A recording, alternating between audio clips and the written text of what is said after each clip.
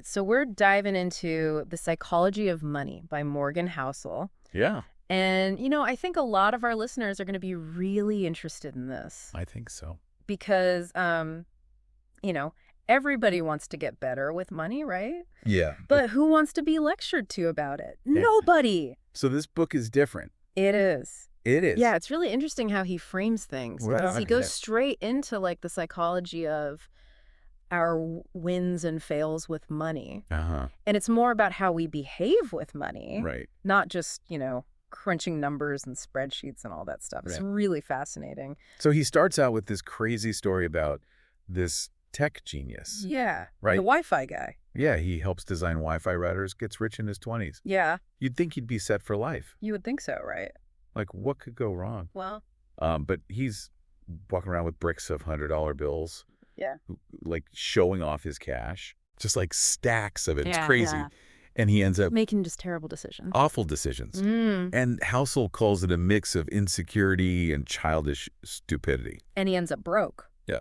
So what's the takeaway there for us? It's interesting, right? I mean, I'm not walking around with bricks of cash. Right. But we can probably all relate to making decisions based on emotions. Oh, yeah, absolutely. Yeah. I mean, we're all emotional creatures. Yeah. And I think that's the big point here is that Right. intelligence alone doesn't guarantee financial success. Okay. It's like this cautionary tale showing that Yeah. unchecked emotions, whether it's insecurity or like a need for validation, can lead to these just awful financial choices. Okay. So emotions are huge. Yeah. But Housel also talks about how our own personal history with money, like our experiences, Right. shape our financial outlook. Yeah, your money biography. Yeah. It's like, somebody who lived through hyperinflation Okay. might instinctively distrust bonds Okay. because they saw those investments just crash and burn. Interesting. And that experience might make them way more risk averse than somebody who hasn't gone through something similar. So someone who lived through that might crave stability more than growth, Exactly. even if bonds are a good investment in the current market. Yeah. And it's fascinating because, we always talk about the numbers, Right. but it's like, what baggage are we bringing to the table when we're investing? Yeah. That's really interesting. Yeah, and he gives an example of an Australian who's never experienced a recession in their lifetime. 30 years without a recession. Wow. That's wild. Compared to, an American who's been through multiple downturns. Yeah, totally different outlook, right? Yeah, totally different Yeah, outlook. and it reminds me of that story about the Chinese factory worker's nephew Yeah. who actually defended sweatshops. I remember that It story. was like, well, those jobs were a step up for my family Right? compared to the alternative. Exactly. And it's like, wow, our financial perspectives are just drastically different It's a great example. based on our backgrounds. Yeah, and it leads to another key point he makes, which is luck and risk. Right. Like, you can't Yeah. talk about success or failure without those two things. You can't. It's so crucial. So how does he bring that up? So he uses Bill Gates. Okay. Bill Gates attending high school in 1968, Yeah. one of the only schools in the world that had a computer. What are the chances? Talk about right place, right time. Yeah. Like, that 1 in a million advantage shaped his entire trajectory. Wow. You can't ignore the role of luck. Okay. But then he talks about Ken Evans, Okay. who was Gates' brilliant friend, Yeah. who dies really young in a mountain climbing accident. Right. Total twist of fate. Yeah, so like... On one hand, you have this extraordinary luck, Uh-huh. and on the other hand, just this tragic, Right. circumstance. Yeah, and it shows how much we underestimate both luck and risk. Right, we do. We always attribute success to just skill and hard work, Right. but we kind of forget about the role of chance. We do. And then conversely, we blame ourselves for failures. Yeah. That might have been totally out of our control. Right. So how do we navigate that? That's a good question. I mean, do we just throw up our hands and say it's all luck? No, not at all. Okay. He's just encouraging us to look beyond the surface. Okay. Recognize those hidden forces. Right. It's not dismissing hard work. Okay. It's just understanding that luck and risk are always part of the equation. Okay. So instead of idolizing outliers, Right. like a Vanderbilt, Yeah. we should focus on the broader patterns that lead to success. I think that's a great point. Yeah. Because like you said, Vanderbilt, Yeah. he was wildly successful, Yeah. but his methods were ruthless. Right.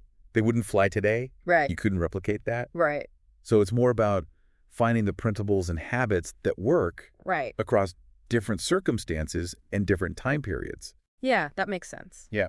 It's about understanding the rules of the game, not just trying to copy someone's lucky streak. Totally. And that brings us to compounding, Compounding. which is like the Yeah. fundamental principle of finance that we often forget about. And he illustrates that with Warren Buffett. Yeah. Right. So here's the crazy part. Okay. 84.2 billion of Buffett's $84.45 billion fortune Wow. came after his 50th birthday.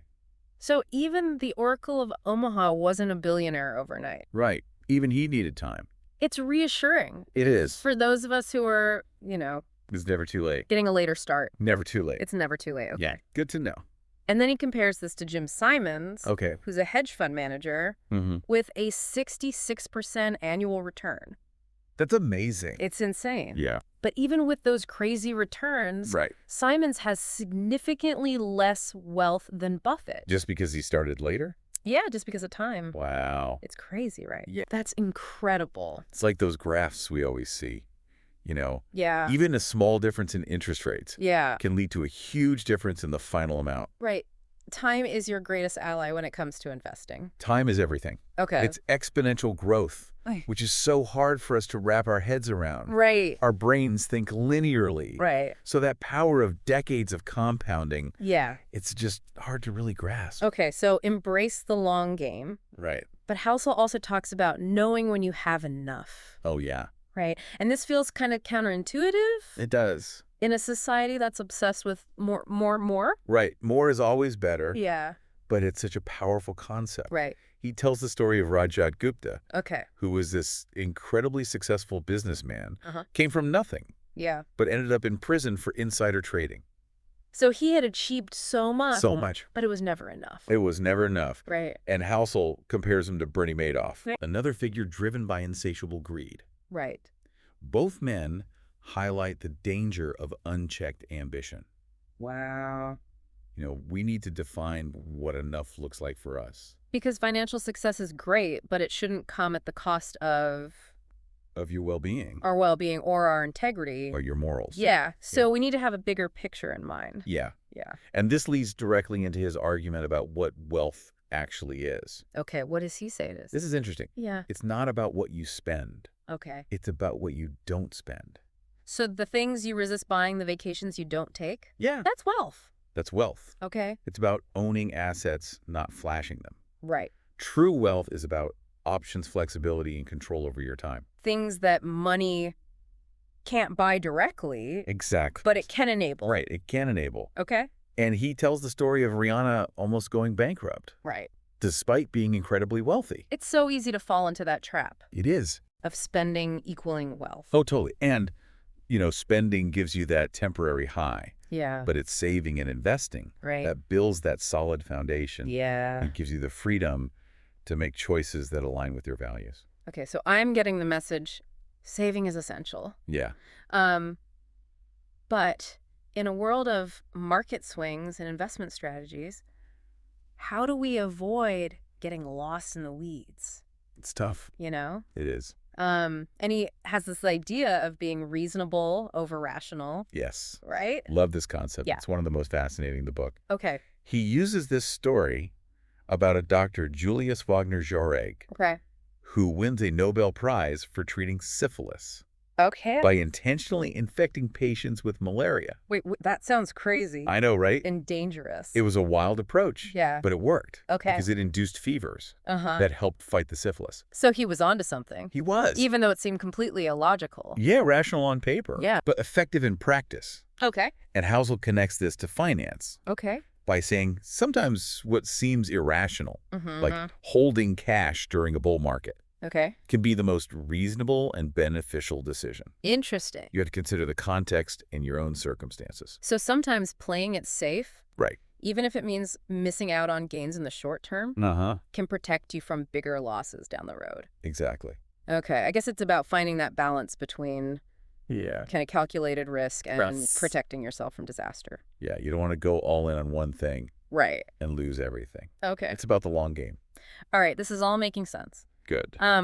But one question keeps nagging at me. Okay. What about learning from history? Yeah. Don't we look to the past to make better financial decisions in the future? That's where things get interesting. Okay.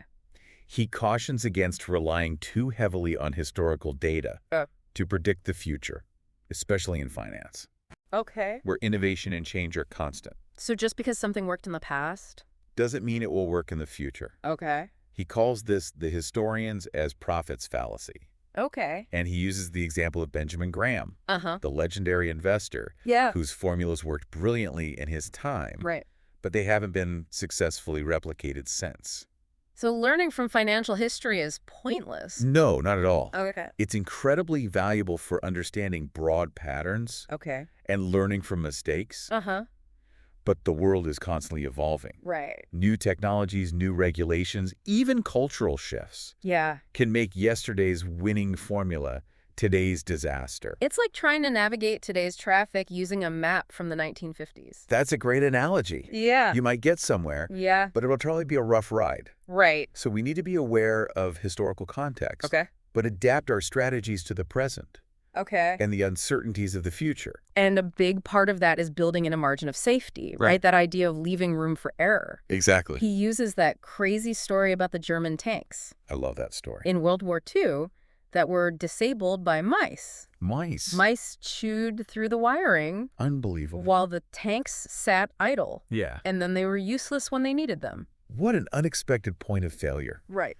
So the lesson here is, I mean, are we all just one rogue rodent away from financial ruin? well, maybe not mice, Okay. but unforeseen events happen. Yeah. Job loss, medical emergencies, you name it. Right. So it's about building that buffer, Okay. whether it's an emergency fund, Right. diversified investments, Yeah. avoiding too much debt. Yeah. That margin of safety can make all the difference. Okay, this is making me rethink my whole approach to money. Good. You know, it's not just about chasing returns. It's about building that financial fortress Exactly. that can withstand whatever life throws at me. But what about specific investment strategies? Yeah, good question. What does Housel recommend? That's what we're going to talk about next time. Oh, we gotta wait. You got to wait. All right, cliffhanger. Little cliffhanger. Keep them coming back for more. That's right.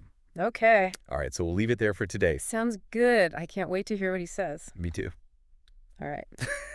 Welcome back. So last time we were talking about some really key ideas from the psychology of money. Yeah, we covered a lot of ground. Like how our emotions and past experiences can really impact Yeah, how we see money and invest. totally. And how important it is to understand luck and risk. Right, when we're evaluating success. Absolutely. And also the power of long-term thinking Yes. and defining what enough means to you. really important stuff. Right. Foundation for good financial decision making. Yeah. So building on all of that, Go ahead. let's talk about how narratives shape our understanding of money. Ooh, narratives. Yeah. So is he talking about storytelling here? Kind of. Yeah. But it's more about how we as humans use narratives to make sense of things, Uh-huh. especially in the realm of money. Okay. So instead of just looking at the numbers, Yeah. we create stories around those numbers Yeah. to understand what's happening. Okay, I can see that. Yeah. Like we try to find patterns and create explanations, We do. We're storytelling creatures. even if those explanations are based more on our emotions Right. than actual facts. Exactly. And those narratives can be super powerful. Okay. Whether they're accurate or not, Right. they influence our beliefs, our decisions, Yeah. ultimately our financial outcomes. So he uses the example of market bubbles Oh, yeah. to illustrate this. Yeah, like the dot-com bubble Right. back in the late 90s. It's like everyone thought the internet was going to change everything. Yeah, And any company with .com in its name was going to be a winner. totally. And the narrative was this new economy Right. that drove these insane valuations, Yeah. even for companies that had no profits. Yeah, no business model, really. Yeah, none whatsoever. Wow. But people got caught up in the story, They did. and they just poured money into anything Right. that was remotely connected to the internet. It's like a collective delusion Marketing. fueled by a story. Absolutely a powerful narrative. So how did those stories take hold? Good question. Why are we so susceptible to them? Well, we crave explanations, Okay. especially when things feel unpredictable. Uh-huh. You know, a good narrative gives us a sense of order and control. Okay. And the world of finance is full of uncertainty. Right. It is. So those stories can be very seductive. Okay, so think about how people justify taking on excessive debt, Oh, yeah. right? It's the I deserve this mentality. Yeah. Like I work hard, so I deserve a bigger house. Or this new car will make me happy. Yeah, exactly. Right. We create these stories to rationalize our spending, Mm. even when it goes against our long-term interests. Wow. Those narratives tap into our emotions, They do. our desires. They make them incredibly persuasive. Even if they're not logical. Right, even if they're based on totally faulty logic. So how do we avoid falling for these narratives? It's tough. I mean, how do we become more discerning? Well, he recommends cultivating a healthy skepticism Okay. towards any narrative that promises easy money or quick riches. Okay. Anytime you hear this time, it's different. Oh, yeah. Or this stock is guaranteed to skyrocket, Right. proceed with caution. It's like a flashing red light. It is a huge red flag. Yeah, if it sounds too good to be true, It probably is. it probably is. There's no such thing as a free lunch in finance. Okay. Every investment carries risk. Uh-huh. Any narrative that downplays or ignores that risk Yeah. should be viewed with suspicion. Okay, so be aware of those narratives. Yeah, and be aware of your own biases. But those are often subconscious, right? They are. How do we know they're even there? One way is to pay attention to your emotional reactions Okay. when you're making financial decisions. Yeah. So if you're feeling like overly excited Yeah. or anxious about an investment, Uh-huh. that could be a sign. It could be a sign that your emotions are clouding your judgment. So a gut feeling isn't always a good thing? Not always. Okay. Sometimes it's a signal to step back Yeah. and take a more objective look. Okay, so seek out diverse perspectives. Yeah. Talk to people who have different views on money. Exactly. Okay. Reading books like The Psychology of Money can Yeah. help challenge your own assumptions. It's about expanding our understanding. Yeah, get out of your own echo chamber. Yeah. Now, speaking of understanding, Okay. let's talk about how history can both inform and mislead us Okay. when it comes to money. Yeah, last time we were talking about Yeah. how we can learn from history Right. without assuming that the future will always be like the past. Exactly. We tend to look for simple patterns in history, Right. assuming that what worked before will work again. Like those formulas Benjamin Graham used. He made a fortune back then, He did. but they don't seem to work so well anymore. Yeah, the landscape has shifted. Right. New regulations, the rise of index funds, Yeah. the speed of information flow. It's a different world. It's a completely different game. So what worked in a pre-internet world Right. might not be applicable today, Yep. blindly following historical formulas Yeah. without understanding the context. Recipe for disaster. It's a recipe for disaster. Yeah, it's like trying to play baseball using the rules of cricket. Okay. The skills might be similar. Yeah. But the game is totally different. Right. Another point he makes is that Okay. we often misinterpret financial history Okay. because we focus on the wrong things. What do you mean? We fixate on the big dramatic events, Yeah. market crashes, booms, Right. and we ignore the smaller, more subtle shifts Okay. that have a much greater impact over time.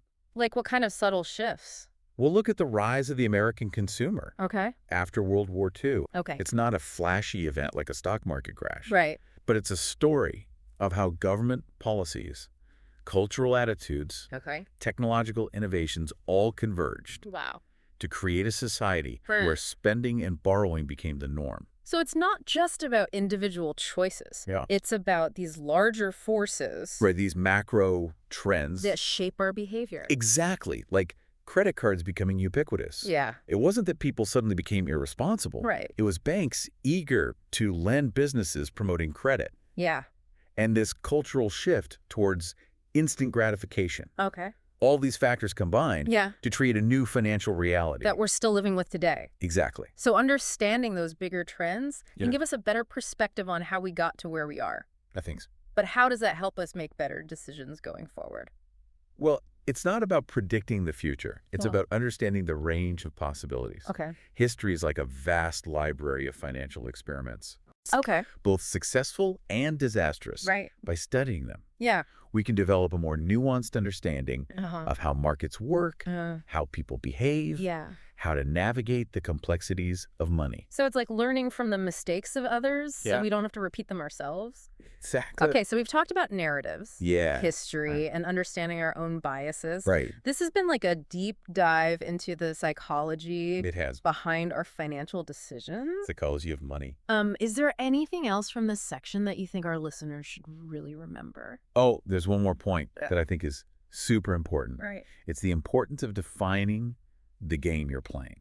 Okay. We often make financial decisions Yeah. without really understanding our goals, Right. our risk tolerance, Yeah. our time horizon, Yeah. and we compare ourselves to others Uh-huh. who might be playing a completely different game. Oh, right. Different rules, different objectives. Yeah, it's like comparing apples and oranges. You can't judge your progress in a marathon if you're Yeah. training for a sprint. Exactly. You got to know what game you're playing. You do. Yeah. Housel stresses clarifying your own financial objectives Okay. and making sure your actions align with those objectives. So know what you're trying to achieve Yeah, and develop a strategy that's tailored to your needs. exactly. Take ownership of your own journey Yeah. instead of blindly following the crowd. Right. Or trying to keep up with the Joneses. Okay, I like that. Yeah. Now this leads us to one of the most thought-provoking sections. Okay. Housel's personal approach to investing. Yeah. And he's very open about his choices, He is. which might surprise people It might. who are expecting like a complex, Some secret formula. high-flying strategy. Right. Okay, so tell me more.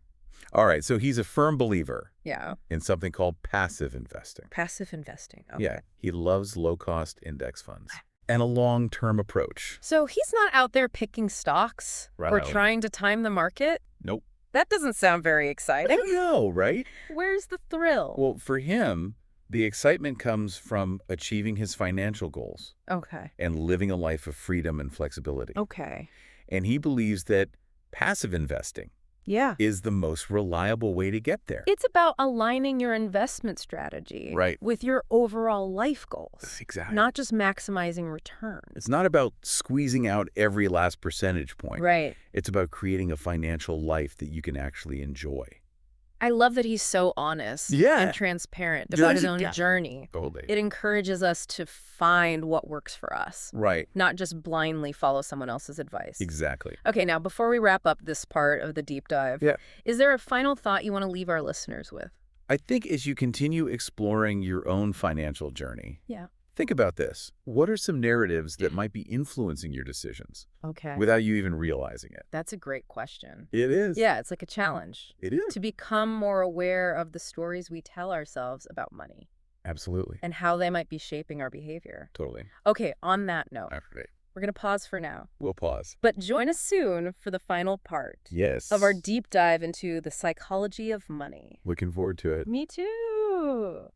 All right, so welcome back to the final part of our deep dive into the psychology of money. Yeah, it's been a great conversation. I know, right? We've covered so much ground. So many interesting ideas. Like from the power of narratives, those stories we tell ourselves. Yeah, those stories can really shape our decisions. And to the importance of understanding our own biases. Oh, yeah, absolutely. Because we all have them. We all do. And how our personal histories and emotional reactions can impact Right? It all ties together. how we handle money. It does. Sometimes leading us down the wrong path. For sure. And who could forget those mice? Oh, the mice. Taking down the German tanks. Talk about an unexpected point of failure. I know, it just shows that even the best laid plans Right? can be completely derailed. By the smallest things sometimes. Yeah. By unforeseen events. All right, so speaking of things that can derail our plans, Okay. let's talk about something that's often overlooked Yeah. but can have a huge impact on our wealth. Fees. Fees. Yeah. Those little pesky fees. Okay, you mean those like little tiny charges we see on our statements? Yeah, the ones we usually just glance over. I'll be honest, I usually do. Most people do. Just kind of ignore them. Yeah. Why does Housel make such a big deal out of them? Well, because they can add up to a shocking amount over time, Okay, especially when you factor in compounding. right. It's like a small leak in your boat. Okay. You might not notice it at first, Uh-huh. but eventually it can sink you. So those little drips of money, Exactly. they could just drain your wealth. Yep. They can really erode your returns over time. Without you even realizing it. It's stealthy. It is stealthy. Okay, so Yeah. how much of a difference can they really make? Well, he gives this example. Okay. A seemingly reasonable 1% annual fee on a mutual fund. Okay, 1%. That doesn't sound so bad. No, it doesn't sound like much, right? Over 30 years, Yeah. that can reduce your returns by a third. A third of my gains just gone. Just gone because of fees. Wow, that's a lot of money. It's like a hidden tax on your investments. It is a hidden tax. Yeah. Okay, so it's not just mutual fund fees, though, right? Oh, it's everywhere. It's everywhere. Brokerage commissions, investment advisor fees, Uh-huh. Even those hidden charges in your 401k. They all chip away at our returns. A little bit counts. All right, so what can we do about Be it? fee conscious. Okay. Don't just blindly accept whatever fees are presented to you. Okay. Shop around, compare options, Uh-huh. look for low-cost alternatives. So be a savvy shopper. But for financial products. Yeah, instead of groceries. Okay, I like that. Do your research. Right, because even a small difference in fees, Can make a big difference over time. especially with the power of compounding working against us this time. Exactly. All right, so shifting gears a bit. Right. Housel also talks about something that's not always quantifiable, Yeah. but is incredibly valuable. Financial independence. Financial independence. Yeah. Okay, this is something I've been thinking a lot about lately. It's a popular topic. What does it really look like? It's a good question. Is it just about having a lot of money? It's more than just a number. Okay. It's about freedom.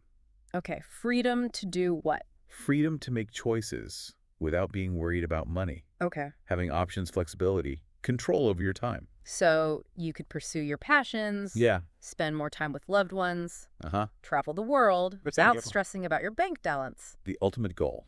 right? It sounds like a dream. It does. Okay, but how do we get there? Well, there's no quick fix. Okay. But he highlights some key principles. Okay, lay them on me. All right, so first, live below your means. Okay, this doesn't mean depriving myself. No, not at all. Right. It's about making conscious choices about your spending, Okay. aligning it with what truly matters to you. So spending intentionally, Yes. not just mindlessly swiping that credit card. Right. Be mindful of where your money's going. Okay, second principle. Build a solid financial foundation Okay. through saving and investing. Okay, so remember all those principles we talked about? Yeah, the power of compounding, Right. the importance of a long-term perspective, Uh-huh. the benefits of passive investing. It's all coming together now. It's all connected. Those principles form the foundation. The bedrock of financial independence. And the final principle. Have a sense of purpose Okay. and meaning in your life, That goes beyond just money. beyond accumulating wealth. So money is a tool, It is. not the goal itself. Exact. It's about what the money allows you to do. Yeah, the experiences, the impact you can make. Okay, this has been so eye-opening. It has been a great conversation. I feel like I have a whole new perspective on money. That's what we aim for. You know, and what it really means to be financially successful. It's not just about the numbers. It's not just about the numbers, right? Right. So before we say goodbye, Yeah. do you have any final words of wisdom? I think it's important to remember that quote from Housel. Okay. He says, the ability to do what you want, when you want, with who you want, for as long as you want, is priceless. Okay. It is the highest dividend money pays. So it's about that freedom and flexibility. Yeah, it's about living life on your own terms. I love that. And on that note, Okay. I think we've come to the end We have. of our deep dive into the psychology of money. It's been a pleasure. Thank you so much for joining me. It's been fun. And we hope you've enjoyed this exploration of Yeah. behavioral finance. Absolutely. You know, we've learned so much about those hidden forces Yeah. that can really shape our financial lives. They're everywhere. They're everywhere. So take these insights Yeah. and apply them to your own journey. Make them work for you. We'll see you next time. Until then, happy learning. Loved this video? Smash that like button and subscribe so you don't miss out on future content. And don't forget to order the book, link below.